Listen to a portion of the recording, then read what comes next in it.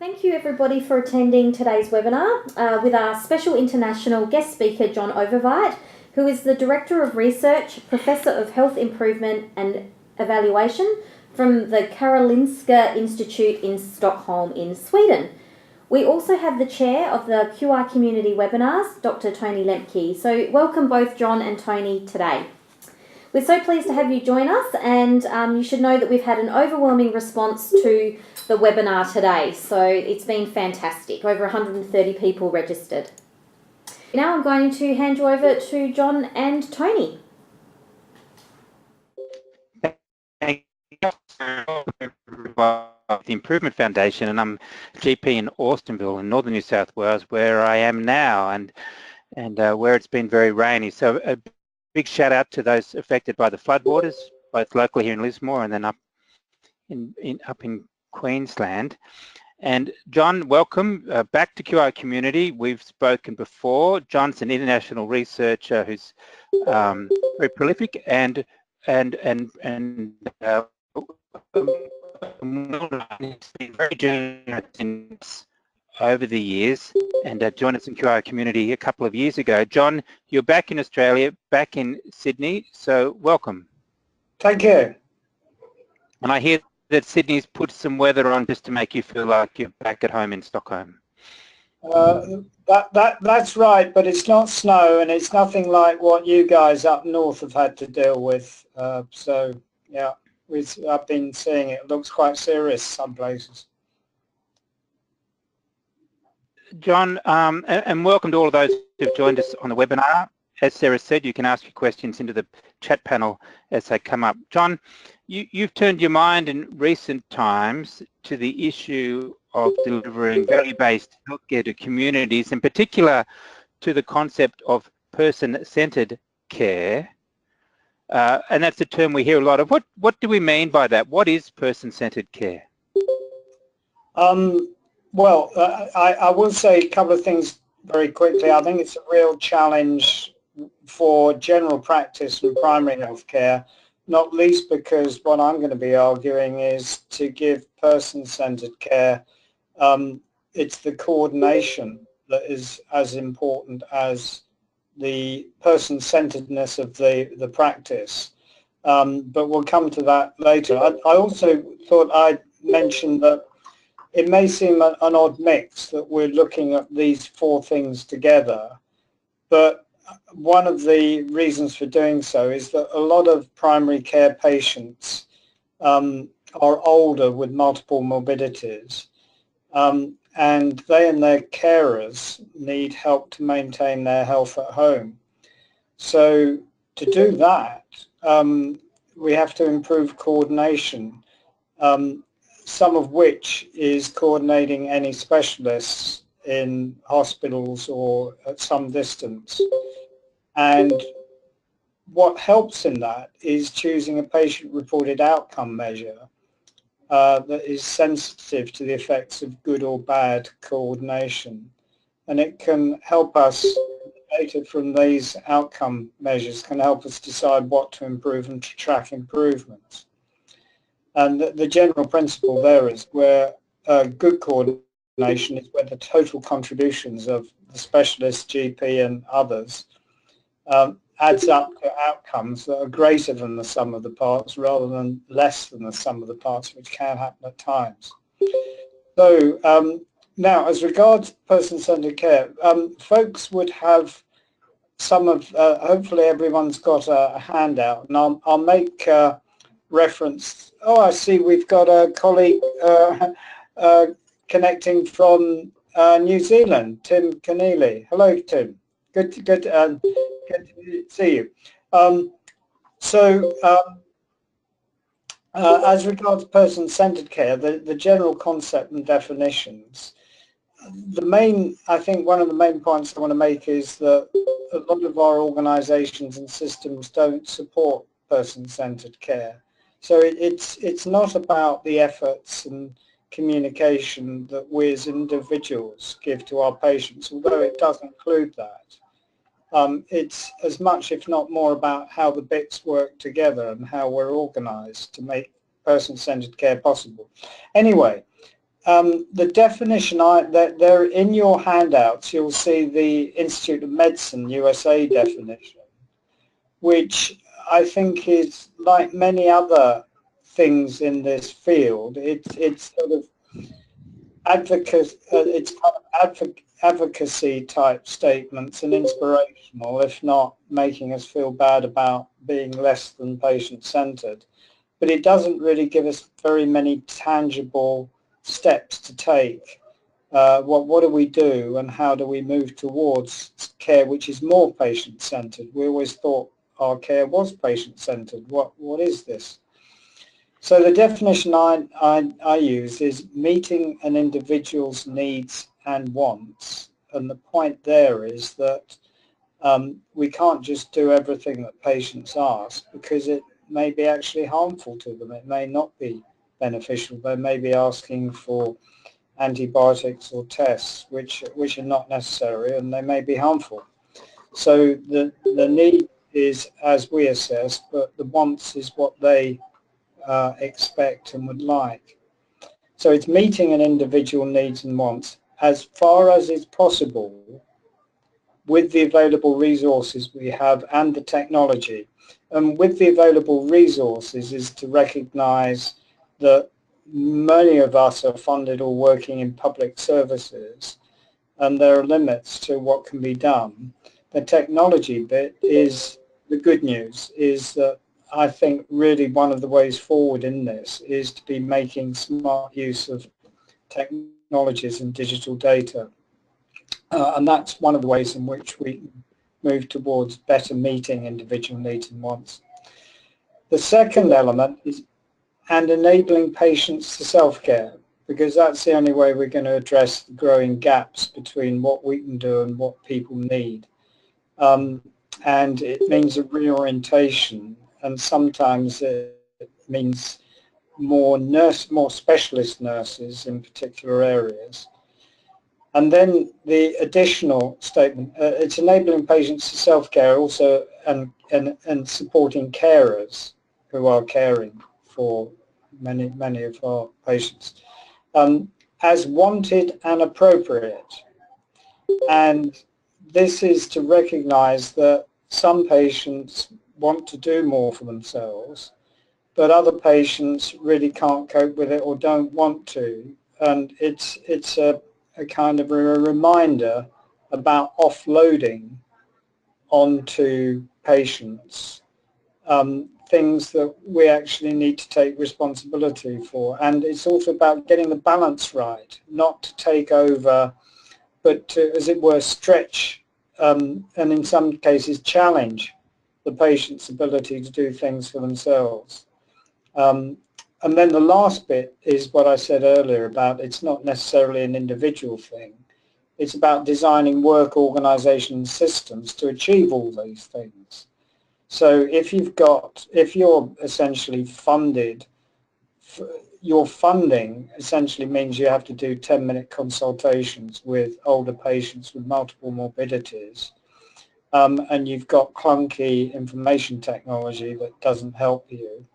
It's to recognize that there are limits to what we can do to become patient-centered with that organization systems that often gets in the way rather than supporting us to do those things. So that's the general definition. Tony, I could say a word about measuring patient-centered care, because I always go towards saying, well, look, don't just ask their concept or their general definition, but ask how they measure it. That's what really shows what they're on about. Shall I go on to that So we'll bit? talk about that, John. You can, because you remind us that the value in health is measured from the patient's point of view, and quality should be from the patient's point of view. And so your definition of person-centered care, rather than the aspirational one about from the IOM, is more about action. So we and once about self-care, and then about designing our systems to support those things. So if we are measuring from the patient's point of view, if value is from the patient's point of view, John, how do we measure that? How do we make sure that we are delivering person-centered care? Well, I think patient-reported outcome measures later on help a bit more with that, but first shot at measuring person-centered care, one of the ones that's often used, there's an outfit called Planetree in the USA that pioneered approaches, and they do a simple assessment of a facility. It could be a hospital, it could be a nursing home, and they have 10 different subjects that they look into. So those interested or from nursing homes or facilities might like to look at that. Now, as regards primary healthcare, I think there was a useful review for family medicine that looked at a number of ways of measuring or assessing patient-centered care, and as it were to begin to think about the domains and what it covers in patient-centered care. The diagram that you can see, oh thanks, there it is, great. That was their sort of attempt to summarize some of the different domains of the papers that they were reviewing, of the different ways. And that is in Hudson et al. 2011, Measuring Patients' Perceptions of Patient-Centered Care, a systematic review of tools for family medicine. So those of you interested in trying to assess or measure patient-centered care in general practice might have a look at that review and see what they say about the different tools that they've got. I think many of them are really more useful for research purposes rather than for everyday practices, but it may be that you could take a look at that, and I won't go into that in more detail because we've got other things to talk about. Which brings us to the concept of patient-reported outcome measures as a way of measuring the value in healthcare. Well, yes, and I'm interested that you're using this word value. I didn't know it was much used in primary healthcare. Certainly in secondary care, and certainly some of the people I've been talking to are thinking about value-based funding for hospital and other services. And the basic idea is that you don't pay people just for activity or the number of items or patients. You also assess the quality, and part of assessing the quality may be the outcomes, and certainly in Sweden, in our experiments on this, we're including patient-reported outcome measures in our value-based funding. So for example, I had a hip replacement, and every 6 months I send back a patient-reported outcome measure that reports any complications or pain or any other aspects that I attribute to the hip replacement. And there are also functional and other typical, the usual clinical measures. And this goes into the orthopedic registry, the national registry across Sweden. And the Stockholm purchasers use that as part of their adjusting payment to the focused factory that did my hip replacement. Now, so for certain things, we can talk about the value added as perceived by the patient as regards health outcomes. And essentially patient-reported outcome measures, these are questionnaires that patients fill in to report their health. Is really health-related quality of life. And like we were saying, these assess the value added by services. Now, in one review, they noted over 800 of these different patient-reported outcome measures. And they're really of two types. One is for general health, and some of you may already know these, the standard form 12 and the Euroqual. and then there's a whole set of disease-specific outcome measures like the orthopedics and the one that I was using, and there's another classic one used in rheumatoid arthritis. Now, many of these are freely accessible from the PROMIS data repository, which is run by NIH in the USA, and is a very good place to go for those interested in patient-reported outcome measures.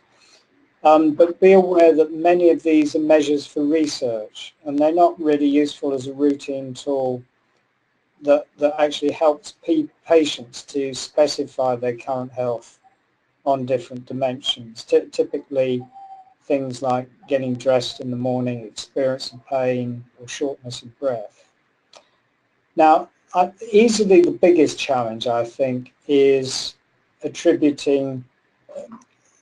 You fill in one patient-reported outcome measure before treatment, and that can be used by services to get a better idea of what the challenges are that the patient experiences and what they want to improve or make better.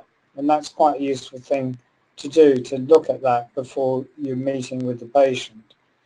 But typically for example, in specialist medicine, you then would give the questionnaire again later on after treatment, like in cancer treatment or orthopedic surgery, and you would see any shifts in any of those dimensions on the outcome measures. And the question then is any changes, how much is any change due to what the physician and the service has done rather than to something else? So it's the age-old attribution issue. Unless you're doing a controlled trial or rigorous research, there are challenges attributing changes in the outcome measures to the contribution that primary healthcare and others made. So that's one of the big challenges that we'll come to. But they are I think they're a very useful way to get feedback, objective feedback from the patient, and they have been developed.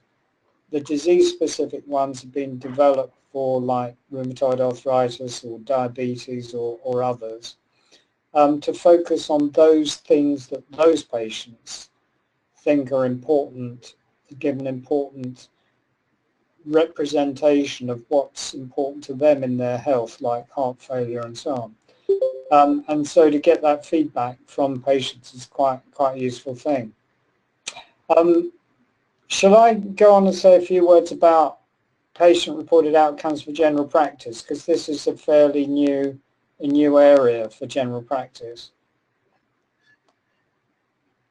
Routinely using patient-reported outcome measures. You've spoken about some of the specialty services, but apart from a pain scale from 1 to 10, how do you rate your pain? I think it would be uncommon for general practice to directly measure either outcome or experience. I think that's dead right, and one of the big questions really has to be, well, let me put it this way as a sort of devil's advocate, is why would we ever want to use a patient-reported outcome measure in general practice? Well, this was one of the questions that was raised by Murphy et al. In 2014. They did a very interesting paper for the British Journal of General Practice called "Can the Outcome of Primary Care be Measured by Patient-Reported Outcome Measures?" And their conclusion is, yes, in principle, but there are no off-the-shelf things you could use right now to do that. And it's a tricky thing, and it's going to need to be developed. So they give a very good example of a patient who presents with abdominal pain, and the patient's worried that it might be cancer, but actually it turns out to be reflex esophagitis. And Murphy and Salisbury say an improvement in symptoms following treatment would be a good outcome, but so too might any combination of a reduction in concern and an increase in understanding and knowledge of how to self-manage the condition. So they're raising these other aspects of what primary care and general practice might help the patient with. And they say that those last three, reduction in concern, increase in understanding and knowledge of how to self-manage, are missing from most generic proms. So they go on to mention two other ones of possible candidates. The patient enablement measure, which is 6 questions to establish how enabled patients perceive themselves to be following a consultation. And they say this is well validated for primary care and is short and is generally acceptable. But they say that it ignores symptoms and function altogether, and it's designed to measure the outcome of individual consultations. And I'll quote here, given that primary care is continuous care, we need a prom to capture the outcomes of an episode of care. Well, you know, and many other services potentially that are involved. The second one they mention is the Measure Yourself Medical Outcome Profile, MIMOP. And that allows patients to define the issues to be measured. And they suggest that it's not easy to self-complete, and also emphasizes symptomology and function. They note that most patient appointments are with patients with long-term conditions who tend to report stable symptoms and function, or people with self-limiting conditions who show improved symptoms without any intervention. So they say it's unsuitable for many episodes of primary care. They do finish their paper saying, look, we need to look into this, it's a way to go, but our overview and analysis of this is we can't really recommend any that you would use at the moment. And I would add to that this point about the attribution. So in some ways, I think it's, if you do ask patients to fill these in, it's more useful so that you can get a picture before you meet with them about what the problem is and what's important to them. And that potentially can be helpful and may help the patient to zero in and focus before they meet with you.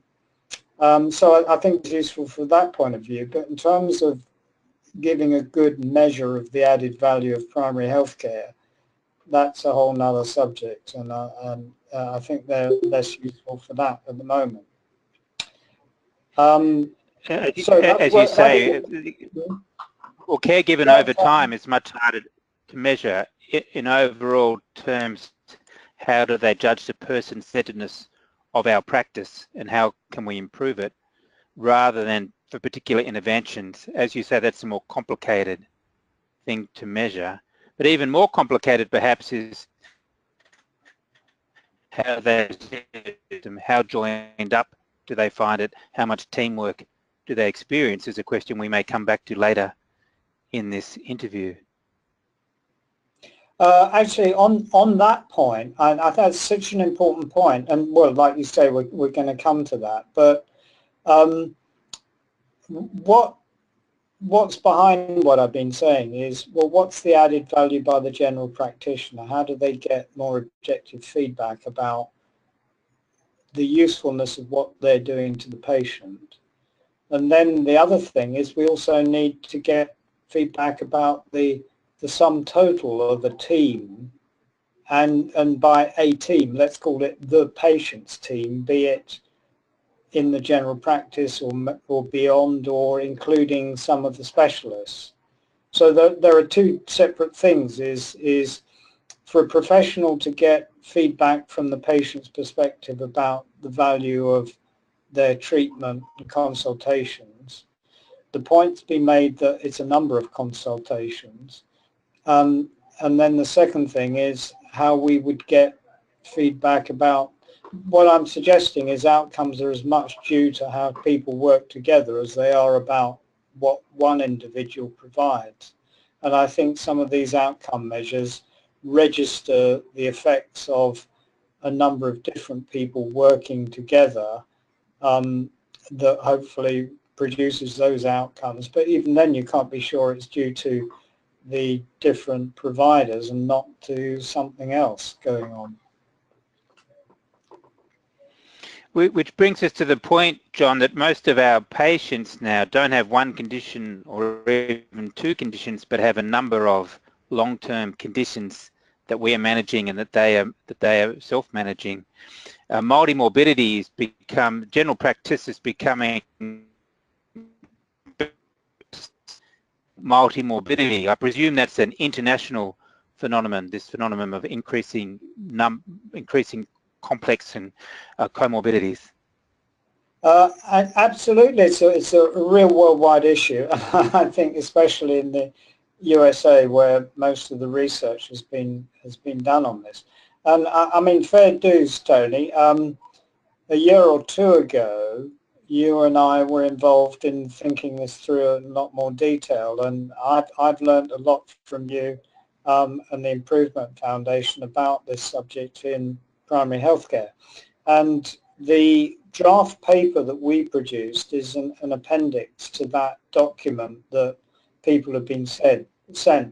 So for more details on multiple morbidity, you might look at the appendix paper, which looks at the issues and some of the research, and we try to push it towards, so what do we do about it? It's not good enough to simply say the research is weak. What is a general practitioner or primary healthcare centre to do, given best thinking on the subject? And you and myself and other colleagues tried to give guidance and suggestions about that. That's in the appendix. So sort of the main points about the evidence about multiple morbidity is there is surprisingly little research on the subject, and most is into the evidence of epidemiology, and which illnesses tend to co-occur most often in different patient populations. So what are the most common? Well, generally it seems diabetes and heart failure, but I'm not saying something that the average general practitioner doesn't already know. What I would say is that very under investigated are the mental health issues, and there are mental health problems of varying severity that frequently co-occur with chronic diseases, and they're often not detected or treated in primary healthcare, especially for older people. We know mental health problems are very underdiagnosed in primary healthcare and are a key issue, and they're more likely to co-occur with long-term chronic illnesses. So as regards the research, a lot of it is fairly old, but 15 years ago, one study documented that 45% of primary care patients experience multiple morbidity. And this study or review said that in older adults, this increases to 50% for those older than 65 years with 3 or more comorbid conditions, and then 20% with 5 or more conditions. And this was in a review. I think a lot of this was to do with Medicare, the US Medicare study. And these patients that you typically see in primary healthcare, certainly in the States, experience, quote, increased disability, depression, anxiety, and rapid declines in health status. So 2002 reported those covered by Medicare, which is the US government health insurance, 80% of expenses are devoted to patients with 4 or more chronic conditions. So one of the things here is that most expenses, especially if the comorbidities are not managed in primary health care, result in ED visits or admissions, and that's where the costs are. And they note that costs increase exponentially with the number of chronic conditions. Donna Zollman at the Palo Alto VA in the States has done some of the best research on this, and Donna did a very good costing study with implications for intensive primary care programs. That was in the BMJ Open. You can see that there. Now, a bit more recent research, 2012. This review found 9 studies that detected widely varying prevalence of multiple morbidity in primary care depending on the method that was used in the study. And they noticed that multiple chronic conditions increase with age and socioeconomic deprivation. So notice there that I'm alternating between multiple morbidity and multiple chronic conditions. And multiple morbidity may be like an acute illness with a longer term illness, whereas a number of continuing chronic conditions is also very common, especially in older patients. Then we've got the Australia Beach Program 2012, and in our neck of the woods here, about half of the patients were found to experience 2 or more chronic diseases in primary care. The proportion of patients with multiple chronic conditions increases significantly with age. 90% of those patients aged over 80 experienced 2 or more chronic conditions, and 30% experienced 7 or more. And that's in the Harrison et al. Study in Australian Family Physician. Actually, Tony, I don't know this beach program. I was going to ask you, what's this about? I wasn't able to get into that in more detail. Is it a primary healthcare study?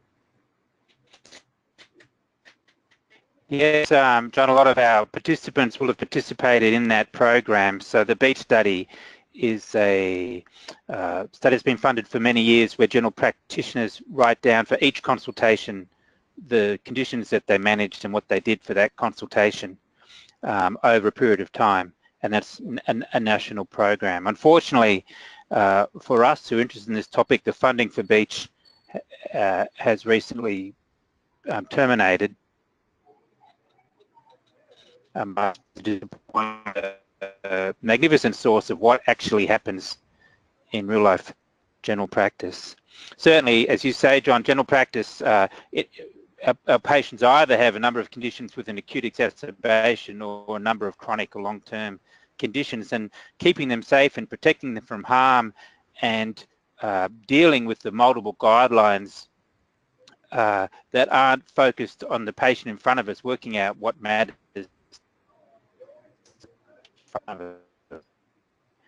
of general practice. But a lot of it gets to the stage where we need to be skillful at managing teams and at building teams around our patients so they can access the care that they need.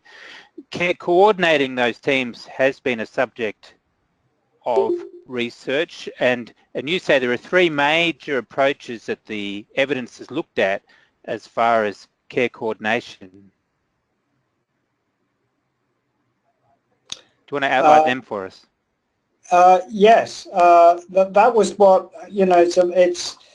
it is a massive literature if you look into integration and coordination and care coordination, and very confusing. And essentially it breaks down into 3 particular models. So if we move from the problem, which is multiple chronic conditions and multiple morbidity in primary healthcare, and how do we deal with it? Let's look at some of the research, and the different models or interventions really break down into three types. The first one is the primary care coordinator is the general practitioner or primary care nurses. Certainly in my day, when I worked in the UK and worked in a community mental health team, it was very clear that the general practitioner was held what we call prime responsibility for coordinating patient care for any patients I was treating as a clinical psychologist in the community mental health team. So that was the person I liaised with, and sometimes with the psychiatrist if they became involved. But I think these days, certainly for heart failure patients and for diabetes, a very common model is to have a nurse working in the practice, either employed by the practice or co-located there, who's a specialist in diabetes or heart failure. And they often end up also being the care coordinator within that practice. Now, a separate model, but also community-based model, is where you have separate to the general practice or primary care centre, you have community-based care managers. And these are usually nurses, and they often work for a standalone or separate care management agency. And they link or work with general practitioner and many other of the agency services. And some of the disease management models where sometimes you contract out the care of a particular cohort of patients at risk are managed by these agencies. The third model is to have a specialist or hospital-based model where you have usually by agreement that, for example, the oncologist or cardiologist would be the prime coordinator, and they would take the lead in coordinating care, and they may or may not have nurses who provide that outreach and work with them. So those are broadly the three models. They are. I think the Improvement Foundation has had a go at patient-centered medical home, or that idea is known in Australia. And these three models also need to be viewed in the light of what you're thinking or doing in terms of patient-centered medical home approaches. And care coordination is a crucial part of a patient-centered medical home approach. So that I'm not going to go into all of the detail about the evidence for those three, but I'll come on to that shortly. So does that, I mean, for example, in the general practices you're involved in, Tony, who is the care coordinator of some high-risk patients or patients with multiple morbidities? Does it devolve to the general practitioner? And if so, I can't see how you've got time or the systems to support you in doing that. You're certainly not paid to do it, as far as I can see. No, so in the highest performing general practices, we believe, John, or the model of care that we would support is one where the medical home team coordinates the care of the patient, and it's a three-way approach between the patient, their carers and families, the general practitioner, and a nurse working in their practice with a particular new role of care manager. And I think that's the ideal system, that medical home model where the general practitioner is supported by the general practice nurse. I'm hoping that you'll tell me the evidence supports that model very strongly rather than a hospital or other community-based. But when I look at the evidence and it comes through, it's really difficult for researchers to identify the changes to demonstrate evidence for best practice in any of these models. Am I accurate there? Yeah, absolutely. Put it this way: rigorous controlled trial evidence is lacking. So we have to fall back to observational and where it can be challenged, and you can't attribute certainty to what.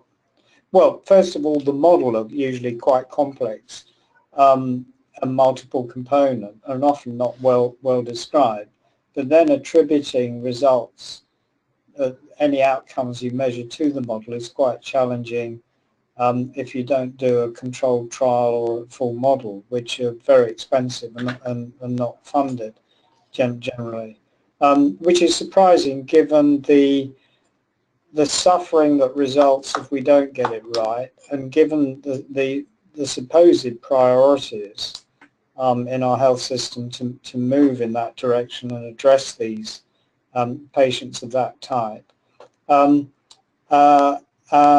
also that if you get it right, it can, in theory, it can be enormously cost saving, and there is some evidence that shows that the model that you're referring to, or the separate but community-based, can save a lot of, potentially save a lot of money.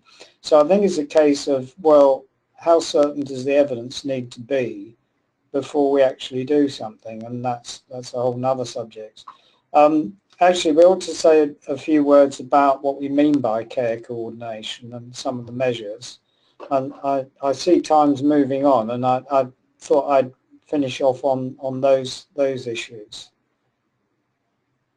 Shall I go on to that then? Thank you. Well, all right, thanks. Yes, please. Hundreds of definitions of care coordination. I, of course, prefer my own that I usually come up with after I'm just not happy with all the others. And it's simply where two or more providers, individuals or organizations, I mean by provider, they communicate or collaborate. So what I'm suggesting there is communication's one thing, but collaboration is communication is a necessary but not sufficient condition for collaboration. And collaboration usually means you mutually adjust to take account of what others do, and that doesn't always happen.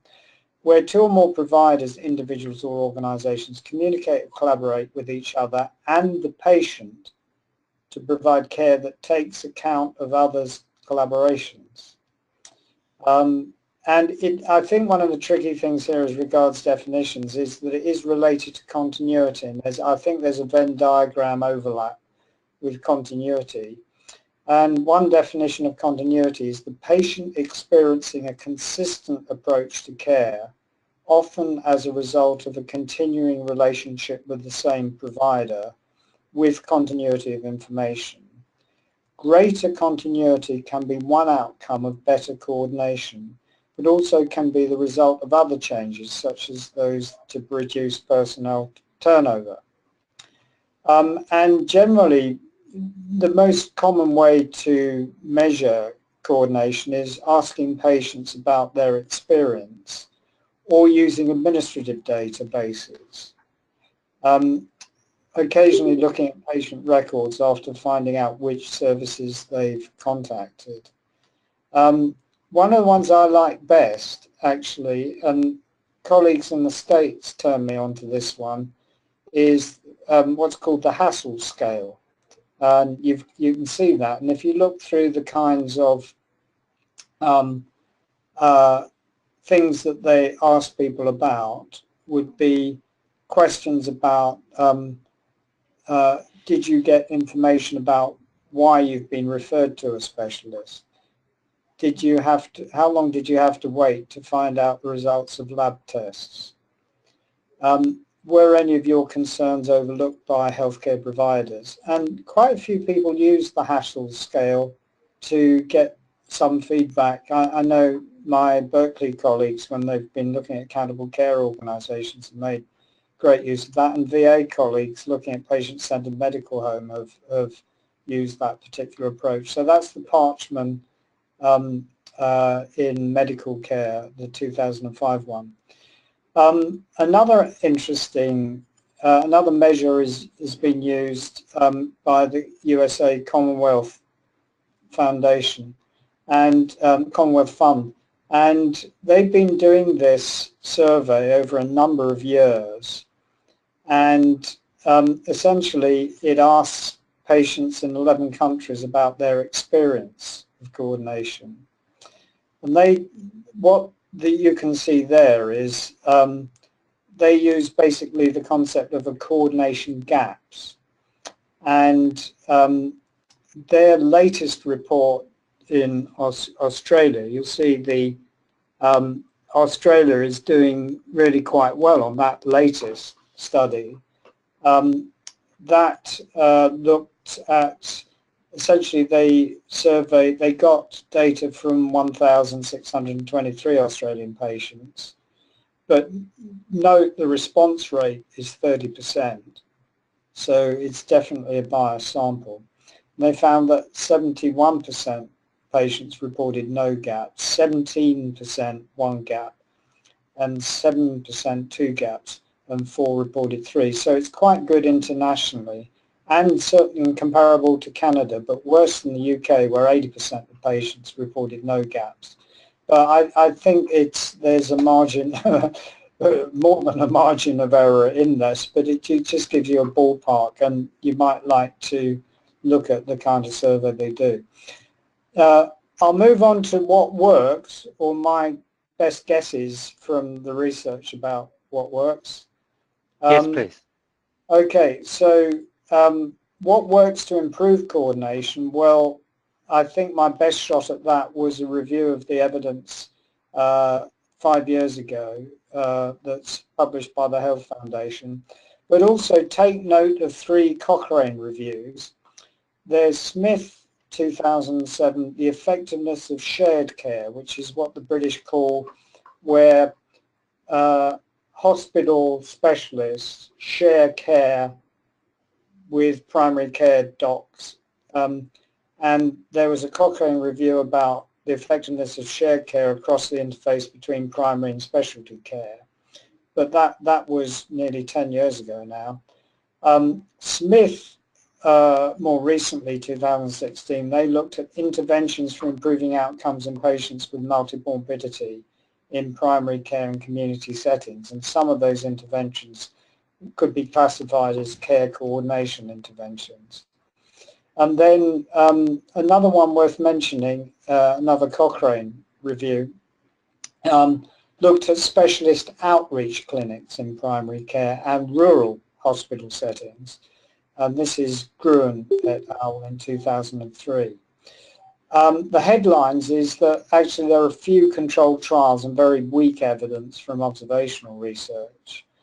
The general message is the ones that are only the most effective and the most cost effective require you to carefully target patients most in need of effective care coordination, either by using at-risk or frequent attendance in ED. So you have to make use of data to do that. And then you refer or connect them to effective approaches to coordinate that care, and that would be ensuring primary care or another agency does it. There are some care management models that are cost effective, but again, only some. The British did a study of the Evercare system, and there's a lot of controversy about that. That didn't go. That was generally viewed to be cost ineffective. I think it was partially it wasn't implemented well, and it didn't target. Some hospital discharge outreach models where you have people from the hospital phoning and checking and sometimes visiting, some of those are effective. The more effective ones, as far as I can see, have specialist nurses, and they use one of the most powerful, which is peer education and peer coaches. That definitely is the way to go. Good information technology and electronic health record with authorized access is essential, and patients' health records like your My Health record can help. We could spend a day on the Australian electronic health record and issues there, but it really is, I think that's one of the biggest challenges you face, is having, I find it very difficult to see how you can do good care coordination without having a shared electronic medical record with agreement about who can input and get reports from that. Actually, a quick last reference to Flinders' colleagues who did a paper in 2015 on nurses as care coordinators in Australian primary care. It is a bit of a promotional, but it's quite interesting, and they do review whatever evidence and logic they have for that, and it's called a rapid review. And also I need to mention the Medical Journal of Australia published a review nearly 10 years ago called Coordinating Primary Healthcare, an Analysis of Outcomes of a Systematic Review, that would be of interest. So not strong evidence, but some of the papers and some of the thinking is useful, I think. And John, to some extent, it appears to me that if a patient's care team has a culture of working as one system in one team, and there's good communication about it, and there's a focus on person-centered care and patient self-management and parent, then the problems of care coordination fall apart. To some extent, the requirement for an external care coordinator for most patients is a sign of a failed system. If we're all doing our job properly, including educating the patient and the carers, then the need for care coordination falls away. That's a comment. That is such an important point. I often think of care management as it were as an overlay, sort of string and sellotape, because the system's not working. And when the care manager really doesn't have the influence or time to do it, it's even more difficult. I would tend to agree with that. That's my experience, and I think there is some evidence that supports that, your point. But all I would say is I would hope that savings in avoidable admissions, we need to find some way to share the costs and savings of doing it. And that gets us to the second most difficult challenge in the Australian system, is this federal state financing responsibility, and that and the electronic medical record is that, well, what can I say? I am challenged by that. There is plenty of thinking around these issues, and there's work. There's a new trial of funding chronic disease management differently in Australia, the healthcare homes trials, and regional-based solutions are coming apparent, and state health are starting to think more about every state has its graph of doom of the costs of delivering care overtaking the state budget within 20 years. So there is a lot of thinking around how to manage these issues of multimorbidity and care coordination using using a person-centered care approach would appear to be the primary answer. So we'll move on to the conclusions, John. You've got some suggestions for us to move forward in thinking around person-centered care. I mean, thank you, Tony. To be honest, I wish I could be more conclusive and useful. What I'm really saying is there are ways that general practice can become more people-centered for patients, especially patients with multiple chronic conditions. And that some of this literature gives ideas and ways that can be used for that. We also have to recognise that person-centered care in general practice is both a very old subject when it wasn't called person-centered care, but also a very new subject given some of the newer ideas that are involved in person-centered care concept. There is little conceptual empirical research on it that is really practically relevant, but I think there are useful ideas, and there are different ways in which we can make our services more patient-centered. I think this point about more fully understanding what the patient's life goals are and getting objective feedback using patient-reported outcome measures or other specifications that can be done before the consultation, I mean, we're trialing a patient history taking tablet information thing while the patient's waiting, and that is reported to the physician, and they hit the ground running, knowing some of the issues that they're facing. I think the general message is, yes, it's about communications, yes, it's about individual training, but it's as much about the organisation and the way the system's designed and financed. And I think there are limits to how far you can go without improving the information systems, the financing, and how it works. There are already developed assessment tools that you can use. And I think the main point is that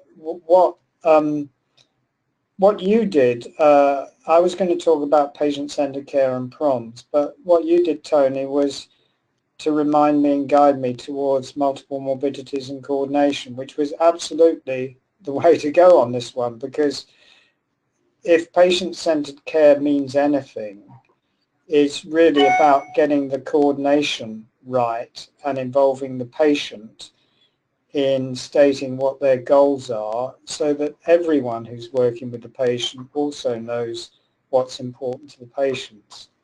So there's more in the appendix about multiple morbidity and research for people to follow up items that they're interested in, but I'll stop there. And thank you, John, and thank you for reminding us that the idea is that we create a health system that is more than the sum of its parts rather than less than the sum of its parts, and by focusing on the patient gives us a pathway to doing that. John, you've been very generous with both your time and with the resources and references that you've shared with us before the webinar. For those who haven't been able to access them, you can contact Sarah and she'll email them to you if you haven't already received them. I'll thank Oliver and Jane and Kathy and Judy and Rebecca and Rhiannon, who's been sharing lots of, John, in the back chat panel, people have been sharing a number of articles and references that they've found useful in their thinking around person-centered care. So thank you for all those who added that in the chat panel, and that'll give we can distribute those references as well. So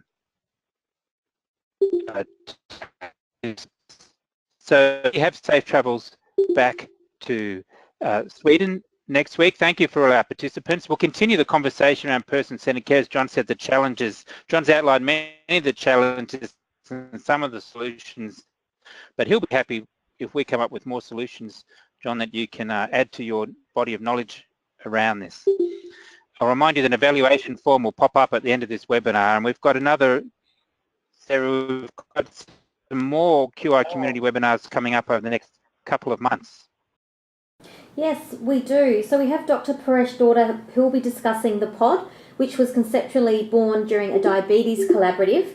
Paresh and his team designed a waiting room pod, and the idea was simple, that patients, while waiting for their appointment, could spend time in the waiting room to answer some simple questions in an interactive pod, and then would get a report card based on the data they provided, which would help motivate them to address lifestyle factors. So that one's on Tuesday the 16th of May at 12:30. We've also got one for the 1st of June, and we have Kim Devery, who is the lead of the End of Life Essentials Project and head of the Discipline Palliative and Support Services at Flinders University. And Kim will talk about how Australians die, how to communicate end-of-life issues with patients, how to plan using goals of care framework, and where to source quality and free, easily accessed resources. So they both sound fascinating, and we'd love you to all join us for those in the next few months. So thank you everybody for attending today, especially John and Tony, and we will see you in May for the pod project.